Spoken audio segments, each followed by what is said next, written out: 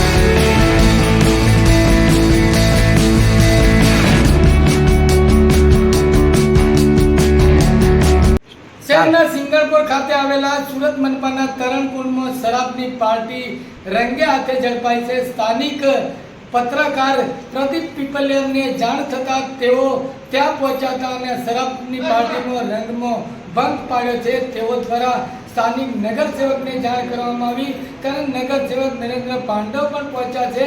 શરાબ પીનારા જે લોકો છે જાણ થતાં અહીંથી ભાગ્યા છે। સુરત મનપાના કર્મચારીઓ છે જો સુરત મનપાની ઓફિસમાં સરેઆમ આવી શરાબની પાર્ટીઓ જામતી હોય તો એક મોટો સવાલ ઉપસ્થિત થઈ રહ્યો છે। ત્યારે આપણે પ્રતિક્રિયા લઈએ સ્થાનિક નગરસેવક નરેન્દ્ર પાંડવ સાથે। નરેન્દ્રભાઈ, બહાર તો નથી, વારંવાર રજૂઆત તો આવતી જ હતી તો કોઈ આની ઉપર એક્શન લેતા નહોતા।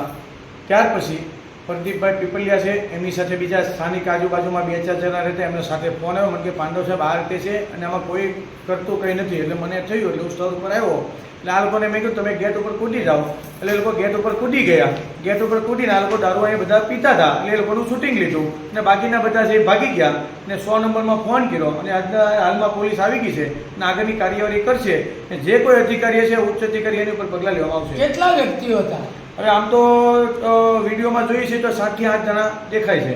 ત્યારે આપ જોઈ રહ્યા છો અત્યારે ટેબલ ઉપર જે પાર્ટી જામી હતી સોડાની બોટલો પણ આપને જોવા મળી રહી છે। શરાબની બોટલો ક્યાંક ને ક્યાંક ગુમ કરી દેવામાં આવી છે અને આ તમામ જે ઘટનાને લઈને જાણ થતાં તેઓ અહીંથી ભાગ્યા છે। આખરે આ ભાગીને ક્યાં પહોંચ્યા છે?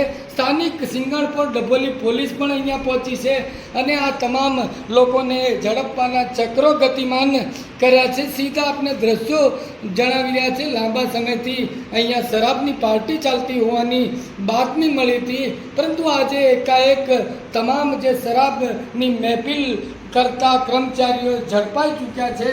પોલીસ અત્યારે ઘટના સ્થળે પહોંચી છે અને તપાસ હાથ ધરી છે। વધુ વાત કરીએ નગરસેવક નરેન્દ્ર પાંડવ સાહેબ। ખરેખર હું તો માના વોર્ડ નંબર 8 લાગે છે આ, પણ હું ખરેખર એ પ્રજાને અભિનંદન આપું છું તેની જીગર ખુલી અને તેને ફોન કર્યો ને ખરેખર આ રીતે અમારી ફરજમાં આવતું અને અમારે કામ કરવું પડે એ અમારી ફરજ નિભાવીએ છીએ।